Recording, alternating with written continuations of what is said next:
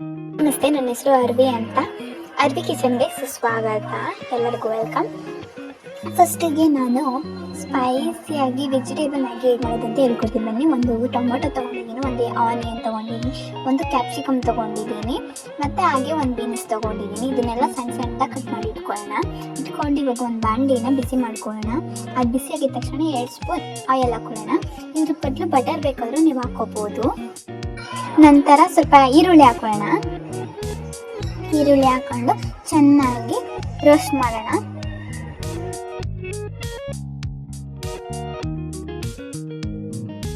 ಕೆಂಪಾಗೋದು ಚೆನ್ನಾಗಿ ರೋಸ್ಟ್ ಮಾಡ್ಕೊಂಡು ಇವಾಗ ಟೊಮೊಟೊ ಹಾಕೊಳ್ಳೋಣ.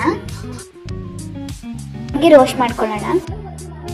ರೋಸ್ಟ್ ಮಾಡಾಕಿದ ತಕ್ಷಣನೇ ಒಂದು ಕ್ಯಾಪ್ಸಿಕಮ್ ಹಾಕೊಳ್ಳೋಣ. ನಾನು ಒಬ್ರಿಗೆ ಮಾಡ್ತಾ ಇದ್ದೀನಿ ಇದೆಲ್ಲ. ನೀವು ಎಷ್ಟು ಜನಕ್ಕೆ ಮಾಡ್ತೀರಾ ಅಷ್ಟು ಕ್ವಾಂಟಿಟಿ ಹೆಚ್ಚಾಗಿ ತೊಗೊಳ್ಳಿ ಅಷ್ಟೇ. ಬೀನ್ಸ್ ಎರಡನ್ನು ಹಾಕ್ಕೊಂಡು ಚೆನ್ನಾಗಿ ಮಿಕ್ಸ್ ಮಾಡ್ಕೊಳ್ಳೋಣ. ಒಂದು ಸ್ವಲ್ಪ ವಾಟರ್ ಹಾಕ್ಬಿಟ್ಟು ಒಂದು 5 ನಿಮಿಷ ಲಿಡ್ ಮುಚ್ಚಿಬಿಡೋಣ. ನಾನು ಮ್ಯಾಗಿ ತೊಗೊಂಡಿದ್ದೀನಿ ನೋಡಿ, ಲಿಡ್ ತೆಗ್ದಿದ್ದೀನಿ. ನಾನು ಮ್ಯಾಗಿ ತೊಗೊಂಡಿದ್ದೀನಿ, ನೀವು ಬೇಕಾದರೆ ಇಪ್ಪಿನ ತೊಗೋಬೋದು. ಇವಾಗ ನೋಡಿ ಮ್ಯಾಗಿ ಪೌಡರ್ ಹಾಕ್ಕೊಳ್ಳೋಣ. ಹಾಕೊಂಡಿದ್ದು ಸ್ವಲ್ಪ ಚೆನ್ನಾಗಿ ಮಿಕ್ಸ್ ಮಾಡ್ಕೊಳ್ಳೋಣ. ನೋಡಿ ನಾನು ಮ್ಯಾಗಿನ ಮುರಿದು ಹಾಕಿಲ್ಲ, ಹಂಗೆ ಹಾಕೊಂಡಿದ್ದೀನಿ.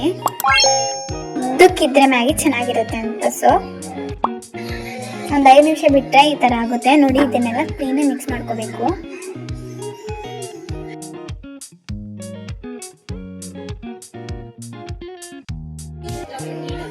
ಇದು ಮಿಕ್ಸ್ ಇವಾಗ ಸ್ವಲ್ಪ ಚಿಲ್ಲಿ ಪೌಡರ್ ಹಾಕೊಳ್ಳೋಣ 1 ಸ್ಪೂನು.